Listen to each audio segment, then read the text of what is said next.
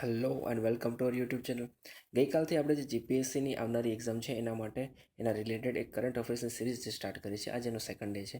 તો આજના જે કરંટ અફેર્સ છે એ તમારા માટે આવનારી કોઈ પણ જે જીપીએસસીની એક્ઝામ છે, તમે ક્લાસ 1-2ની વાત કરતા હો કે ક્લાસ 3ની વાત કરતા હો, બધા માટે તમારા માટે ઇમ્પોર્ટન્ટ બની રહેશે. તો વધારે સમય ન બગાડતા આજના જે કરંટ અફેર્સ છે, એટલે કે 22 ડિસેમ્બરના જે કરંટ અફેર્સ છે એની વાત કરીએ આગળ. ઓકે, તો આજનો જે સૌથી પહેલો જે ટોપિક છે તમારા માટે એ મોસ્ટ ઇમ્પોર્ટન્ટ બની રહેશે આવનારી એક્ઝામ માટે.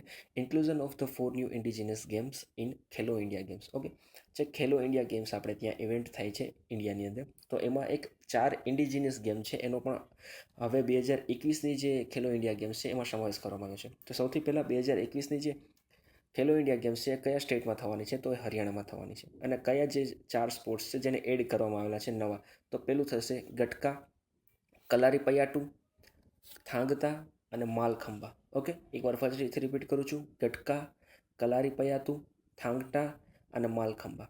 ઓકે, આ બધા જે સ્પોર્ટ્સ છે એ કયા સ્ટેટથી બિલોંગ કરે છે એ પણ તમારે ખાસ રાખવાના છે. હવે સૌ પ્રથમ આપણે વાત કરીએ કલારીપયટ્ટુની. તો કલારીપયટ્ટુ છે એક માર્શલ આર્ટ્સ છે અને જે કેરલા સ્ટેટથી બિલોંગ કરે છે. તમે સાંભળ્યું હશે કે એકટાનું નામ વિદ્યુત જામવાલ. વિદ્યુત જે જામવાલ છે એ પણ કલારીપયટ્ટુ, એ જે માર્શલ આર્ટ્સ કરે છે એ પણ કલારીપયટ્ટુ જ છે. તો એ કેરળથી બિલોંગ કરે છે અને કેરળનો એક માર્શલ આર્ટ્સ છે. ગટકાની જો વાત કરવામાં તો એ પણ એક માર્શલ આર્ટ્સ છે, પંજાબનો છે.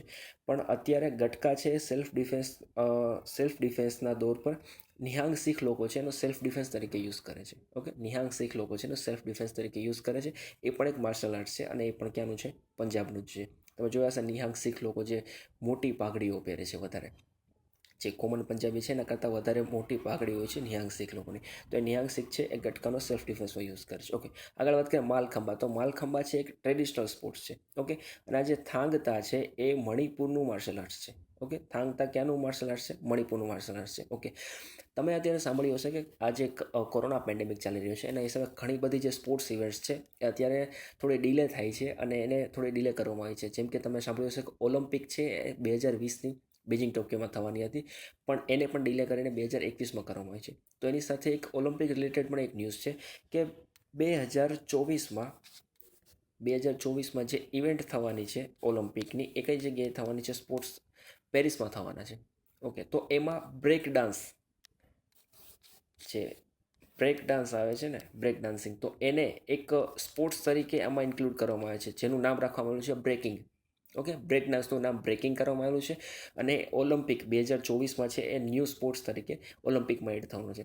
એની સાથે બીજું એક ન્યૂઝ છે કે 2022માં જે એશિયન ગેમ્સ થવાના છે તો એમાં ઈ સ્પોર્ટ્સ. ઓકે, તમે જોતા હશો કે અત્યારે ગેમ્સ ચાલી રહી છે, પબજી છે, કાઉન્ટર સ્ટ્રાઇક છે, તો આ બધી ગેમ છે એ તમે કમ્પ્યુટર પર રમી શકો છો. તો એ ઈ સ્પોર્ટ્સના બેઝ પર પણ હવે જે છે ને એ મેડલ આપવામાં આવશે. તો ઈ સ્પોર્ટ્સ છે એને પણ એડ કરવામાં આવે છે 2022થી જે એશિયન ગેમ્સ છે એમાં ઈ સ્પોર્ટ્સને પણ મેડલ આપવામાં આવશે. તો સ્પોર્ટ્સ રિલેટેડ આ જે 2-3 ન્યૂઝ હતા એ ઇમ્પોર્ટન્ટ હતા તમારી માટે. આગળની વાત કરીએ આપણે ઇન્ડિયા ઇન્ટરનેશનલ સાયન્સ ફેસ્ટિવલ, જે આજથી સ્ટાર્ટ થઈ રહ્યો છે. એટલે કે 22 ડિસેમ્બરથી 25 રોજ ઇન્ડિયા ઇન્ટરનેશનલ સાયન્સ ફેસ્ટિવલ છે એ આજથી સ્ટાર્ટ થાય છે. ઓકે, આજે છે દિવસ 22 ડિસેમ્બર. તો જે 22 ડિસેમ્બર છે એ આજે નેશનલ મેથેમેટિક્સ ડે છે, એ પણ તમારે યાદ રાખવાનું છે. શ્રી રામાનુજનનો આજે જે બર્થ ડેટ છે એ પણ 22 ડિસેમ્બર છે. તો એની યાદમાં જ આપણે 22 ડિસેમ્બરને નેશનલ મેથેમેટિક્સ ડે તરીકે ઉજવીએ છીએ. અને આજે જ ઇન્ડિયા ઇન્ટરનેશનલ સાયન્સ ફેસ્ટિવલ છે સ્ટાર્ટ થાય છે. તો સૌ પ્રથમ ઇન્ડિયા ઇન્ટરનેશનલ સાયન્સ ફેસ્ટિવલ ક્યારે સ્ટાર્ટ થયા હતા? તો 2015થી સ્ટાર્ટ થયા હતા. ઓકે, યાદ રાખવાના છે તમારે, 2015થી સ્ટાર્ટ થયા હતા. એની સાથે તમારી જે થીમ છે મોસ્ટ ઇમ્પોર્ટન્ટ છે, તમારે યાદ રાખવાની છે science four self reliant India and global welfare. ફરી એકવાર રિપીટ કરું છું, ઇન્ડિયા ઇન્ટરનેશનલ સાયન્સ ફેસ્ટિવલની થીમ શું છે આ વર્ષની? Science four self reliant India and global welfare. આગળની વાત કરીએ આપણે એક શોલા સ્કાયલેન્ડ.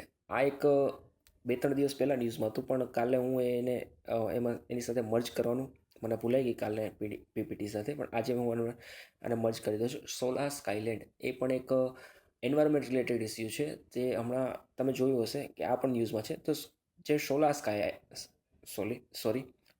સ્કાય આઇલેન્ડ છે એ છેલ્લા 44 વર્ષમાં એના જે એક ગ્રાસલેન્ડ છે, ઓકે, અહીંયા લખેલું છે ટ્રોપિકલ માઉન્ટેન ગ્રાસલેન્ડ છે, તો એના જે એક સેકન્ડ. ઓકે, એ છેલ્લા 44 વર્ષમાં 23% જેટલું એનું રિડક્શન થયેલું છે. જે સોલા ગ્રાસલેન્ડ છે એનું છેલ્લા 44 વર્ષમાં 23% જેટલું રિડક્શન થયેલું છે. અને આ જે સોલા ફોરેસ્ટ છે એક ટ્રોપિકલ માઉન્ટેન ગ્રાસલેન્ડ છે અને કઈ જગ્યાએ જોવા મળે છે? વેસ્ટર્ન ઘાટમાં જોવા મળે છે. ઓકે, એન્વાયરમેન્ટ કન્સર્ન છે. અને અત્યારે આ જે સોલા આઇલેન્ડવાળો એટલે સોલા ફોરેસ્ટવાળો જે એરિયા છે એને જે ગવર્મેન્ટ છે એ વેસ્ટલેન્ડ તરીકે કાઉન્ટ કરે છે. એટલા માટે ત્યાં ઘણા બધા ટોક્સિક પ્લાન્ટ છે ને એ પણ ત્યાં પણ એનું યીલ્ડિંગ કરવામાં આવેલું હતું. પણ ત્યારે એને જ્યારે ત્યાં પ્લાન્ટેશન કરવામાં આવ્યું તો એના હિસાબે જે સોલા ફોરેસ્ટ છે ને ઘણી બધું છે ને નુકસાન જોવા મળ્યું હતું એ ટોક્સિક પ્લાન્ટના હિસાબે. તમે સાંભળ્યું હશે એલિયન પ્લાન્ટ. હા, તો એલિયન પ્લાન્ટના હિસાબે. અને આ વૈજ્ઞાનિક કહે છે કે હવે આ જે વસ્તુ છે રિકવર થઈ જશે થોડાક સમયની અંદર. ઓકે, ચાલો, વેરી ગુડ. આગળ વાત કરીએ, which of the following trains will be used for the Mumbai Ahmedabad high speed bullet train. તમે સાંભળ્યું હશે ગુજરાતમાં હમણાં એક હાઈ સ્પીડ બુલેટ ટ્રેનનો પ્લાન્ટ આવી રહ્યો છે. તો તે બુલેટ ટ્રેન કઈ બુલેટ ટ્રેન આપણે યુઝ કરવાના છે? હમણાં જાપાન દ્વારા હમણાં જ ડિક્લેર થયેલું છે કે કઈ બુલેટ ટ્રેન છે ગુજરાતમાં યુઝ થવાની છે મુંબઈ અહેમદાબાદ રૂટમાં. એ ટ્રેનનું નામ છે E5 series Shinkansen. Okay, E5 series Shinkansen જે હાઈ સ્પીડ બુલેટ ટ્રેન છે એનો યુઝ કરવાનો છે મુંબઈ અહેમદાબાદ રૂટમાં. આગળની વાત કરીએ, which of the rivers course will be diverted in Bihar to protect 2500 years old archaeological site. Okay, બિહારમાં એક એવી આર્કિયોલોજીકલ સાઇટ આવેલી છે, એક હેરિટેજ સાઇટ આવેલી છે જેનું કન્ઝર્વેશન કરવા માટે, જેને પ્રોટેક્ટ કરવા માટે, જે 2500 વર્ષ જૂની સાઇટ છે એનું કન્ઝર્વેશન કરવા માટે જે કોસી નદી છે, બિહારમાં આવેલી જે કોસી નદી છે એનો જે રિવરનો જે પાથ છે એને ડાયવર્ટ કરવામાં આવ્યો છે. એવું નીતિશ યાદવ છે કે જેના મુખ્યમંત્રી હમણાં જ ઇલેક્શન થયું હતું બિહારમાં, તો ત્યાંના જે નવા મુખ્યમંત્રી છે એટલે કે નીતિશ યાદવ જે મુખ્યમંત્રી બન્યા છે એના દ્વારા એક આવું અનાઉન્સમેન્ટ કરવામાં આવ્યું છે. કોસી નદીનો જે પાથ છે, રિવરનો પાથ, એ આપણે ડાયવર્ટ કરવાના છે 2500 વર્ષ જૂની જે આર્કિયોલોજી સાઇટ છે એને પ્રોટેક્ટ કરવા માટે. અને કોસી છે એને બિહારનો શોક પણ કહેવામાં આવે છે કેમ કે કોસી નદીના હિસાબે બિહારમાં લગભગ દર જ વર્ષે હરેક વર્ષે પૂર આવતું તમને જોવા મળે છે. એટલા માટે કોસીને બિહારનો શોક કહેવામાં આવે છે. આગળ વાત કરીએ એવોર્ડ્સ. ઓકે, આ બે એવોર્ડ્સ છે તમારા માટે ઇમ્પોર્ટન્ટ છે. કયા બે એવોર્ડ્સ છે? સૌથી પહેલાં આ એક એવોર્ડ છે એ હમણાં જ આપવામાં આવ્યો છે અને આજે ASSOCHAM enterprise of the century award છે. ASSOCHAM enterprise of the century award છે 4-5 દિવસ પહેલાં ટાટા ગ્રુપને આપવામાં આવેલો હતો. ASSOCHAM enterprise of the century award 4-5 દિવસ પહેલાં ટાટા ગ્રુપને આપવામાં આવ્યો હતો. એની સાથે સાથે global visionary of sustainable business and peace, global visionary of sustainable business and peace જે એવોર્ડ છે એ રતન ટાટાને આપવામાં આવેલો છે. આ બંને એવોર્ડ છે એ ઇમ્પોર્ટન્ટ છે, તમારે યાદ રાખવાના છે. આગળની વાત કરીએ, એક 8મું હાઇડ્રોકાર્બન પ્રોડ્યુસ બેઝિન છે એ આપણા જે ધર્મેન્દ્ર પ્રધાન એટલે કે oil and natural gas ministry જે સંભાળી રહ્યા છે, આપણા મિનિસ્ટર છે ધર્મેન્દ્ર પ્રધાન, એના દ્વારા ડિક્લેર કરવામાં આવ્યું છે. એ 8મું હાઇડ્રોકાર્બન પ્રોડ્યુસ બેઝિન કયું છે? તો કે વેસ્ટ બેંગોલમાં આવેલું છે. એનું નામ છે પરાગના ડિસ્ટ્રિક્ટ. ઓકે, નામ શું છે એનું? પરાગના ડિસ્ટ્રિક્ટ છે, જે આપણું 8મું હાઇડ્રોકાર્બન પ્રોડ્યુસ બેઝિન બનશે. આગળના ક્વેશ્ચનની જો વાત કરવામાં આવે તો what is the name of the ugliest orchid in the world? Okay, જે વર્લ્ડનું સૌથી ગંદુ દેખાતું ફૂલ કયું છે? તો અહીંયા નામ આપેલું છે ગેસ્ટ્રોડિયા અગ્નિકેલસ. ગેસ્ટ્રોડિયા અગ્નિકેલસ. અને કઈ જગ્યાએ જોવા મળે છે? માડાગાસ્કાર. ઓકે, ગેસ્ટ્રોડિયા અગ્નિકેલસ જે છે એ વર્લ્ડનું સૌથી અગલીએસ્ટ ઓર્ચિડ છે અને કઈ જગ્યાએ જોવા મળે છે? મડાગાસ્કારમાં જોવા મળે છે. મડાગાસ્કાર છે ને એ વર્લ્ડનો 2nd નંબરનો સૌથી લાર્જેસ્ટ આઇલેન્ડ છે.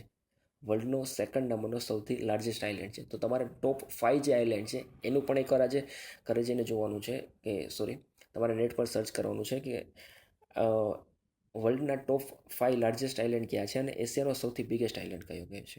ઓકે, એ તમારે આજે સર્ચ કરવાનું છે. આગળ વાત કરીએ અંદમાન નિકોબાર.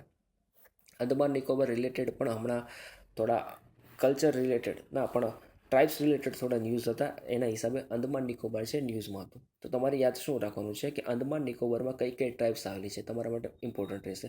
અંદમાન અને નિકોબારમાં ટ્રાઇબ્સ આવેલી જે છે સૌથી પહેલી છે ગ્રેટ અંદમાનીઝ, પછી ઓંગે, જારવાઝ, શોમ્પેન્સ અને સેન્ટિનલીઝ. ઓકે, ફરી એકવાર રિપીટ કરું છું, ગ્રેટ અંદમાનીઝ, ઓંગે, જારવા, શોમ્પેન્સ અને સેન્ટિનાલીસ. આ સેન્ટિનાલીસ રિલેટેડ 1-2 વર્ષ પહેલાં ન્યૂઝ હતા કે એક ફોટોગ્રાફર હતો એ ત્યાં ગયો હતો અને આ લોકો જે છે એ વિશ્વથી એને ખબર જ નથી કે આપણો દેશ આઝાદ થઈ ગયો છે અને અત્યારે મતલબમાં જે ટેકનોલોજી છે એ પોતાના જ કલ્ચરમાં જીવે છે સેન્ટિનલીઝ. એટલે એના આઇલેન્ડ પર કોઈ પણ જે સેન્ટિનલ આઇલેન્ડ આવેલો છે અંદમાન નિકોબારમાં સેન્ટિનલ આઇલેન્ડ આવેલો છે ત્યાં સેન્ટિનલીઝ લોકો રહે છે. તો એક ન્યૂઝ પણ એના રિલેટેડ હતા અને અંદમાન નિકોબાર રિલેટેડ જે ટ્રાઇબ્સ છે એ તમારે 5 ટ્રાઇબ્સ છે યાદ રાખવાની છે. ઓકે, હવે આપણે આવી ગયા છે ઇન્ટરનેશનલ હ્યુમન સોલિડારિટી ડે, એટલે કે જે ઇમ્પોર્ટન્ટ ડેઝ છે એની વાત કરતી. કાલે આપણે વાત કરી હતી ઇન્ટરનેશનલ માઇગ્રન્ટ્સ ડેની, બરાબર. એની સાથે ગોવા લિબરેશન ડેની વાત કરી હતી. તો એમાં થોડી મિસઇન્ફોર્મેશન મારાથી અપાઈ ગઈ હતી કે જે ગોવા લિબરેશન ડે છે 19 ડિસેમ્બરના દિવસે સેલિબ્રેટ કરવામાં આવે છે. 20 ડિસેમ્બર કાલે લખેલું હતું, એ બાય મિસ્ટેક મારાથી લખાઈ ગયું હતું, પણ 19 ડિસેમ્બર આવશે. ગોવા લિબરેશન ડે છે એ સેલિબ્રેટ ક્યારે કરવામાં આવે છે? 19 ડિસેમ્બરના રોજ કરવામાં આવે છે, નહીં કે 20 ડિસેમ્બરના રોજ. તો એટલું કરેક્શન તમે જે કાલના કરંટ અફેર્સ હતા એમાં એટલું થોડું કરેક્શન કરી લેજો. અને કાલે આપણે વાત કરતી ઇન્ટરનેશનલ માઇગ્રન્ટ્સ ડેની, તો આજે આપણે વાત કરવાની છે ઇન્ટરનેશનલ હ્યુમન સોલિડારિટી ડે. હ્યુમનની એકતા દિવસની વાત કરવાની છે. તો એ જે સેલિબ્રેટ કરવામાં આવે છે 20 ડિસેમ્બરના રોજ કરવામાં આવે છે. યાદ રાખવાનું છે હ્યુમન સોલિડારિટી ડે છે એ 20 ડિસેમ્બરના રોજ સેલિબ્રેટ કરવામાં આવે છે. તો આજના માટે આટલું રાખશું. ફરી પાછા કાલે આપણે નવા કરંટ અફેર સાથે મળીશું.